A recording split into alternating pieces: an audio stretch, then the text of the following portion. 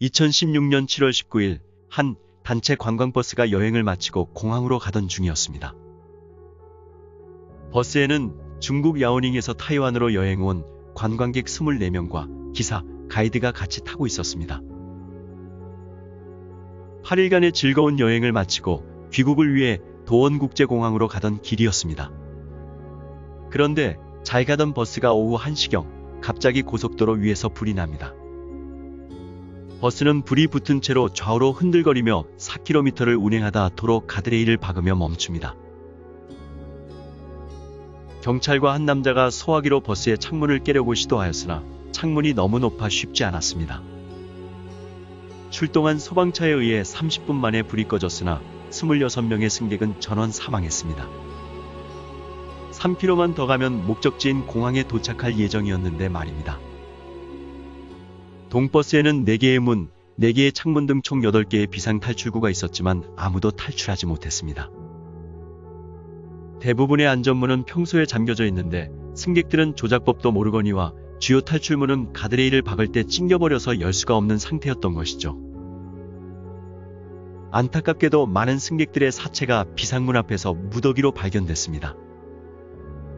이 관광객들은 총 24명, 대부분이 야오닝성 사람들이고 그 중에는 3명의 어린 아이도 있었습니다. 그리고 이제 막 결혼한 지 열흘 된 신혼 부부도 있었습니다. 도대체 왜 차에 불이 난 것일까요? 일각에서는 도난 방지를 위해 안전문에 걸어놓은 빗장이 문제였다고 지적하고 또 일각에서는 추가 설치한 변압기에 과부하가 걸려 불이 난 것으로 추정하기도 했습니다.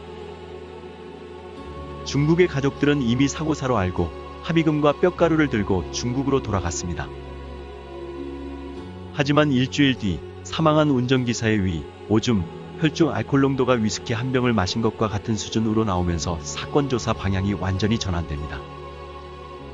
운전기사 이름은 수밍청, 당시 53세로 중국에서 태어났으나 아버지가 타이완 국적이었기에 나중에 타이완 국적을 취득했고 중국 부인과 3명의 자녀를 데리고 타이완에 정착하여 살던 중이었습니다. 사건 발생 직전 무려 25일 동안 휴가를 낸 기록이 발견되었으며 곧 사직할 예정이었다고 합니다. 가족들에게도 자살하겠다는 말을 한 적이 있음이 드러납니다. 사건 발생 5일 전 커다란 빈통을 들고 주유소에 가서 8kg가 넘는 기름을 구매한 것이 발견됩니다. 사건 발생 이틀 전부터 가족들에게 자살 암시를 하고 당일 누나와 무려 23번의 통화한 기록이 밝혀집니다.